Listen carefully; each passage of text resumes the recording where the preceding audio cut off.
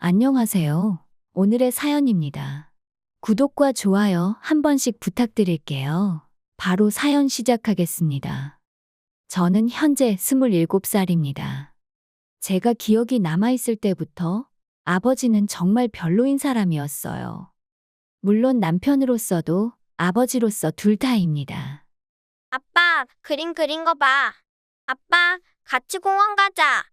라고 제가 어릴 때 말을 걸어도 귀찮으니까 엄마한테 말해. 아버지는 저를 귀찮다는 듯이 대했어요. 부모님께서는 맞벌이 하셨지만 아버지는 집안일은 일절하지 않으셨어요. 항상 아등바등 바쁘게 움직이는 어머니와 소파 위에 늘어져 TV만 보고 있는 아버지의 모습을 보며 자랐습니다.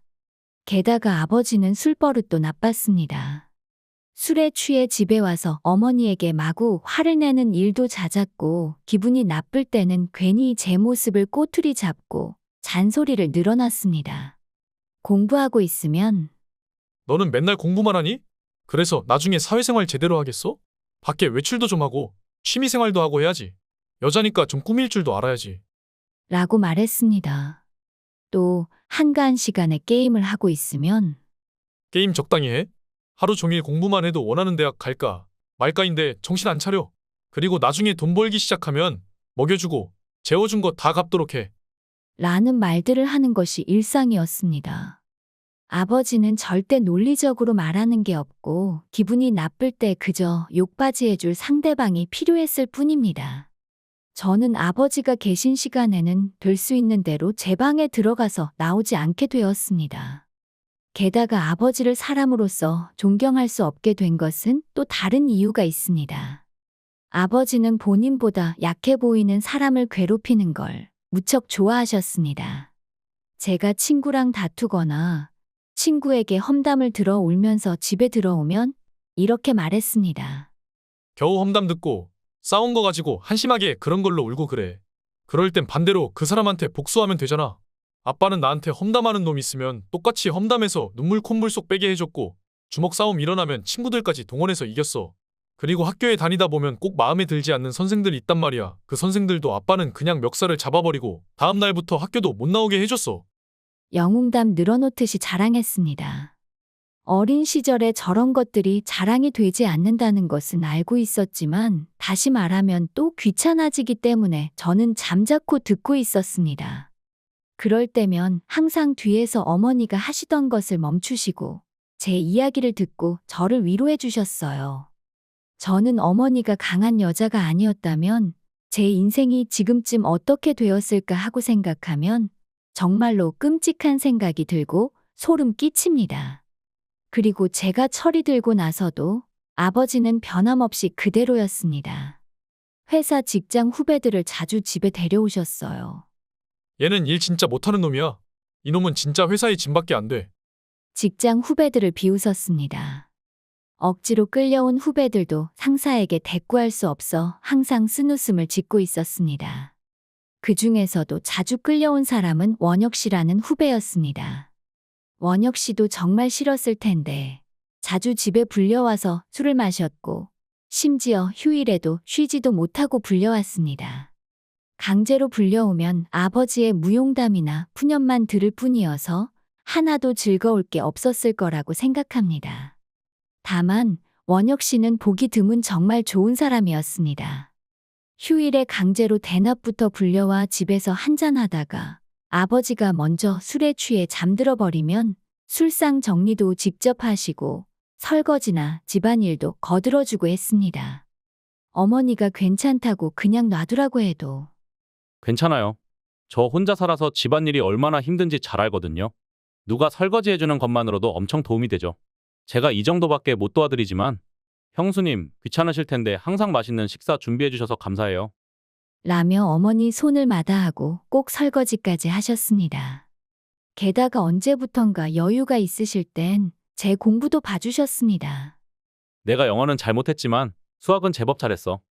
라며 수학 때문에 스트레스 받아 하는 저에게 정말 눈높이에 맞춰 알기 쉽게 가르쳐 주는 겁니다. 어머니가 과외비라도 드려야 되겠다 싶어 작게나마 맛있는 거라도 사드시라고 챙겨드리려고 해도 마다하셨습니다. 제가 하고 싶어서 하는 일이니까 이런 거 안 주셔도 돼요. 이러시면 제가 더 부담돼요. 괜찮아요. 라고 한 번도 받지 않으시고 전부 마다하셨습니다. 이런 사람이 우리 아버지였으면 좋겠다고 저는 수백 번도 더 생각하고 있었습니다. 그런 나날을 보내고 있었는데 아버지가 언제부터인지 정확히 기억나지 않지만 거의 집에 들어오지 않으셨습니다. 이때 저는 고등학생이었습니다. 고등학생이라고 하면 이제 어른에 가까우니까 얼추 눈치껏 아버지에게 다른 여자가 생겼고 그래서 집에 잘 안 들어오는가 보다 하는 걸 직감적으로 느끼고 있었습니다. 물론 어머니도 이 상황을 어느 정도 알아차리긴 하신 것 같았지만 아직 학생인 제가 걱정돼서인지 이런 상황을 드러내서 해결하시려고는 하지 않으셨던 것 같아요. 갈수록 아버지는 집에 보태는 돈을 줄여나갔던 것 같고 어쩔 수 없이 줄어드는 생활비만큼 어머니께서 하시는 일을 늘리셨습니다. 저는 조금이라도 어머니께 도움이 되고자 집안일도 솔선수범해서 최대한 도와드렸습니다. 어머니의 귀가가 늦어지는 날에는 제가 손수 가족들이 먹을 저녁을 준비하기도 했습니다. 어머니는 일을 많이 늘리셔서 지쳐하셨고 저도 학교 생활과 공부에 더해 집안일도 대부분을 하게 되니 체력적으로 상당히 힘에 부쳤습니다. 그 무렵 원혁 씨는 아버지가 부르지 않아도 자주 집에 방문하셨습니다. 공부만 해도 힘들 텐데 밥도 차려 먹어야 하고 많이 힘들지? 집에 오시면 간단한 요리도 해주시고 집안일도 해주시고 여느 때처럼 공부도 가르쳐 주셨어요. 솔직히 과외는 생각도 하지 못하고 학원만이라도 다녔으면 좋겠다는 생각이 들었지만 가정 형편을 생각하면 고등학생 학원비는 너무 비싸서 어머니에게 학원 관련해서는 일절 말하지도 못하는 상황이었는데 원혁 씨의 존재는 정말 저에게 큰 도움이었습니다. 그러던 어느 날 아버지는 술 마시러 밖에 나갔다 올게. 말하고 나간 뒤 2번 다시는 집에 들어오지 않았습니다.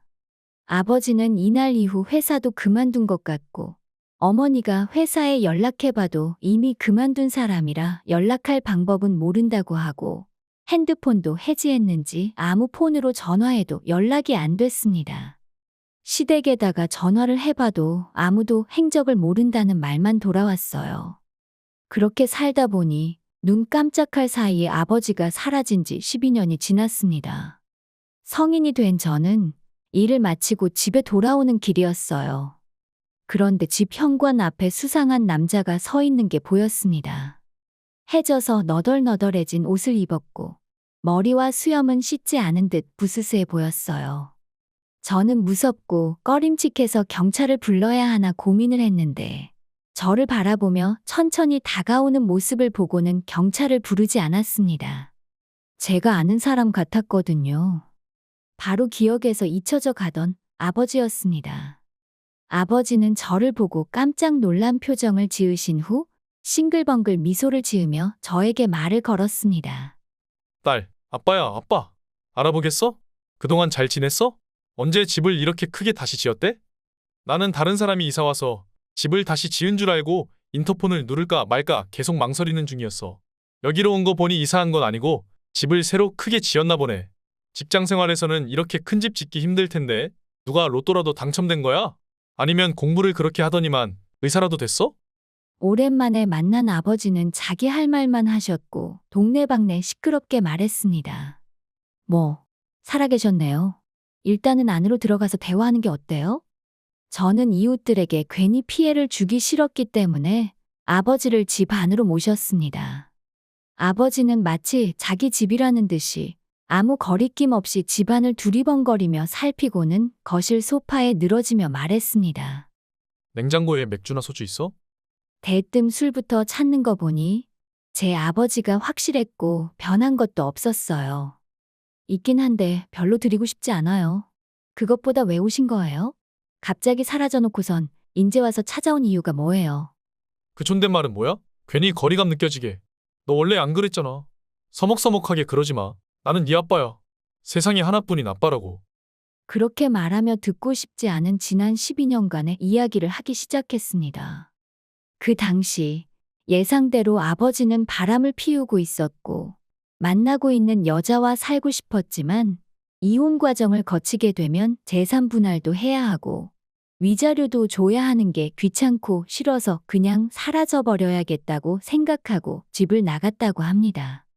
원하는 대로 집을 나가서 처음 몇 년 동안은 그 여자와 즐겁게 살았다고 하는데 일도 하지 않고 집안일을 하는 것도 없이 집에서 나태하게 TV만 보고 있는 아버지에게 그 여자도 점점 짜증이 쌓여서 둘의 싸움이 갈수록 늘었다고 합니다. 아무리 그래도 절대 집안일 따위는 하기 싫고 돈만 있다면 가정부를 고용하거나 더 좋은 가전제품을 사서 문제들을 해결할 수 있다고 생각한 아버지는 한 번도 해본 적 없는 주식에 손을 댔다고 합니다. 전혀 주식 공부도 없이 무작정 시작해서 처참히 실패했다고 합니다. 그래서 많은 빚을 지게 되었다네요. 어쩔 수 없이 몇 년간은 회사에 다니면서 열심히 그 빚을 갚았다고 하는데 월급의 절반 가까이가 빚 갚는데 나가다 보니 시간이 지날수록 한 달 생활하는 게 지겨워지고 삶의 의미를 못 느껴 다니던 회사 금고에서 현금을 훔치려다가 걸려서 바로 해고당했다고 합니다. 그리고 이 타이밍에 같이 살던 그 여자도 더는 못 참겠었는지 아버지가 그랬던 것처럼 사라져버렸다고 합니다. 그래도 죽을 순 없어서 일용직 노가다를 전전하며 하루살이처럼 살다 보니 줄어들어야 할 빚은 오히려 늘어나기만 했다고 아버지는 웃으며 말씀하셨어요. 정말 아버지다운 지난 12년이고 가족들 버리고 도망친 벌을 알아서 받고 있는 것 같네요. 그리고 아버지는 제 근황도 물으셨어요. 너는 어떻게 지냈어? 괜찮은 남자친구는 있어? 이상한 남자친구 만나고 있는 건 아니지? 누가 누구를 걱정하는지 걱정해주는 말 같지도 않아서 그냥 멋쩍은 미소만 짓고 대꾸도 하지 않았습니다. 근데 아버지는 제 모습을 보고 당신한테 상냥하게 미소 지어준다고 착각했나 봐요. 그래서 요즘 들어 옛날에 우리 가족이 한 지붕 아래서 좋으나 싫으나 함께 살 때가 정말로 행복했었던 때였구나 하는 생각이 절실히 들었어. 그래서 이제 아빠가 돌아왔으니 함께 살자. 옛날처럼 우리 가족이 뭉치는 거야. 스스로 감동하며 말하는 아버지에게 저는 일말의 망설임도 없이 말했어요. 죄송한데 당신은 이제 제 아빠가 아니에요. 저는 아빠가 2명은 필요 없거든요. 그렇게 말하자 아버지는 눈이 튀어나올 듯 커지며 말했습니다. 방금 둘이라고 했어? 아빠가 2명은 필요 없다는 게 도대체 무슨 말이야? 말 그대로 아빠는 1명이면 된다는 말이에요. 어떻게 지난 시간 동안 엄마가 재혼하지 않았을 거라고 생각할 수 있는 건지 너무 이해가 안 되네요. 당신은 모르겠지만 엄마는 정말 좋으신 분이고 멋진 분이세요. 그런 엄마를 좋아하는 남자가 당연히 있지 않겠어요? 게다가 갑자기 나타나신 게 결국은 돈 때문이라는 거 밖에 생각 안 되네요. 저는 전 아버지인 남자에게 이렇게 말했습니다. 그리고 때마침 현재의 아버지가 돌아오셨습니다. 아빠, 어서 와. 집에 들어오는 현재의 아버지를 보고 전 아버지는 입을 딱 벌리고 눈동자가 흔들리고 있었습니다. 설마 네가 아빠라고? 저는 전 아버지가 놀라는 것들을 무시하고 말했어요. 저희 아빠 맞아요. 오래됐어도 기억이 나시죠? 밤낮 없이 빨간 날에도 부르면 와주던 원혁 씨예요. 그렇습니다. 저의 새로운 아버지가 된 것은 원혁 씨였습니다. 저는 몰래 원혁 씨에게 전 아버지가 와 계시기 때문에 가능하면 빨리 돌아와 달라고 연락을 넣었기 때문에 원혁 씨는 전 아버지를 보고도 놀라는 기색이 없었습니다. 선배님, 오랜만입니다.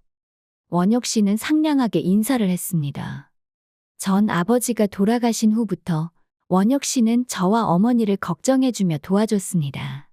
솔직히 전 아버지가 술 마시자고 부르는 일이 없어지면 우리 집에 소원해질 거라고 생각했습니다. 하지만 원혁 씨는 과일도 사다 주고 집안일도 도와주곤 했습니다. 그 대신이라고는 하지만 어머니는 항상 원혁 씨 몫으로 반찬이나 김치, 주전부리 등도 챙겨줬습니다.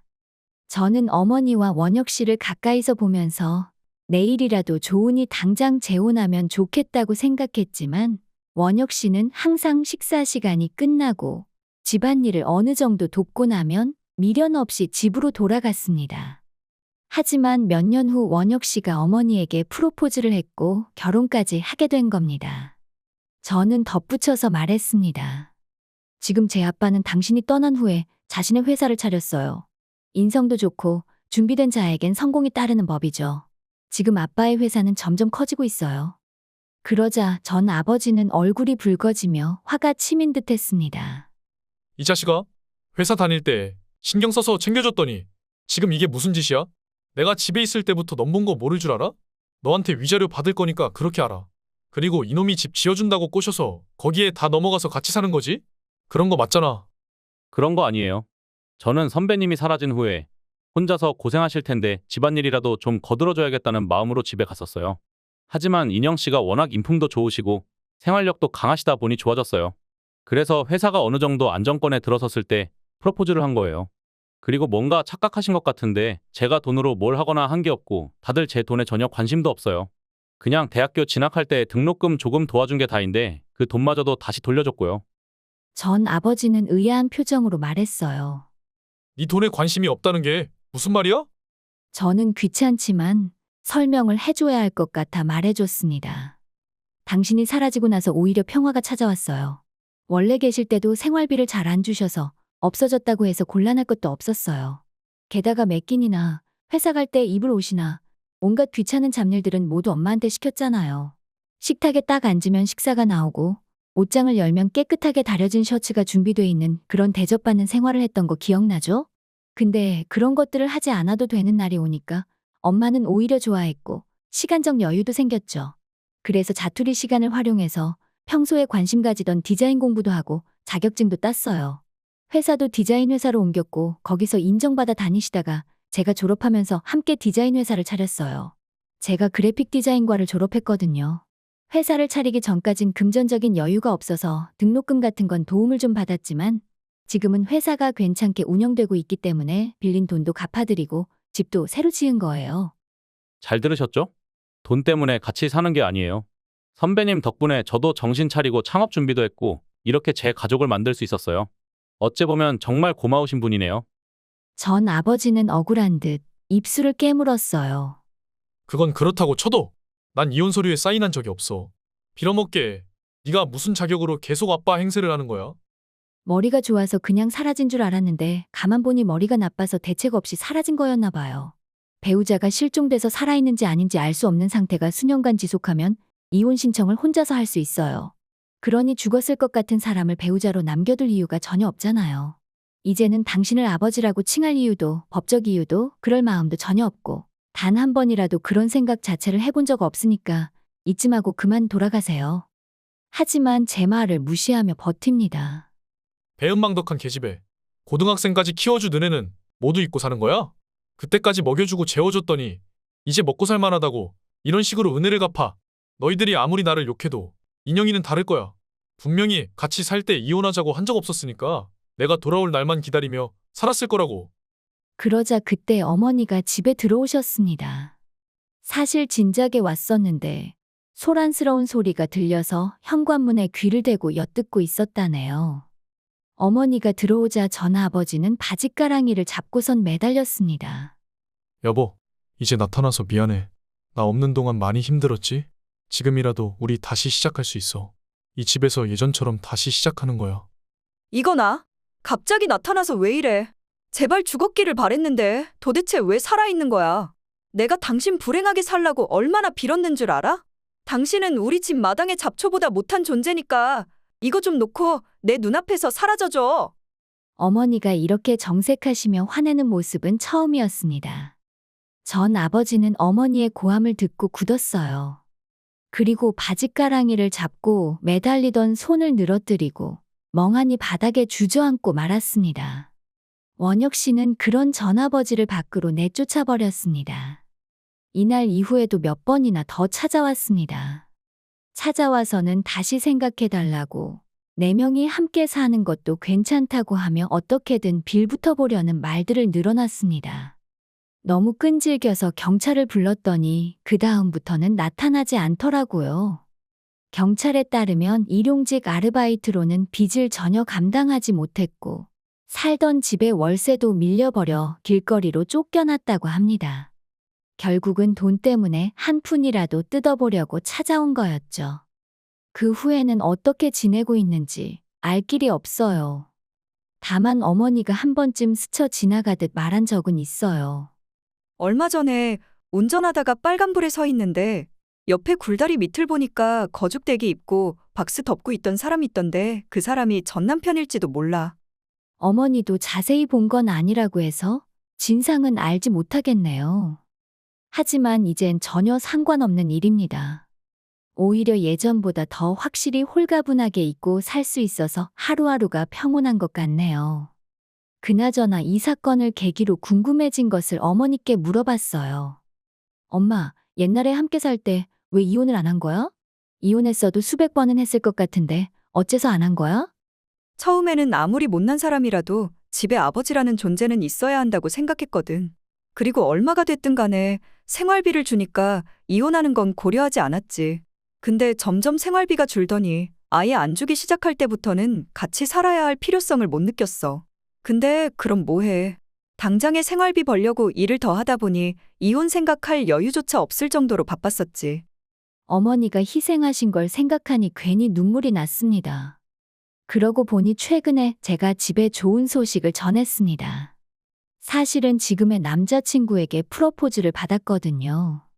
엄마와 아빠에게 축하받아 너무 좋은데 벌써부터 결혼하면 어떻게 처신해야 하는지 교육받느라 약간은 피곤합니다. 그래도 저를 걱정해 주셔서 하는 잔소리겠거니 하며 하나하나 잘 새겨 듣고 있어요. 앞으로 모든 일들이 술술 잘 풀렸으면 좋겠네요. 끝까지 시청해 주셔서 감사합니다. 그럼 다음 영상에서 다시 뵙겠습니다.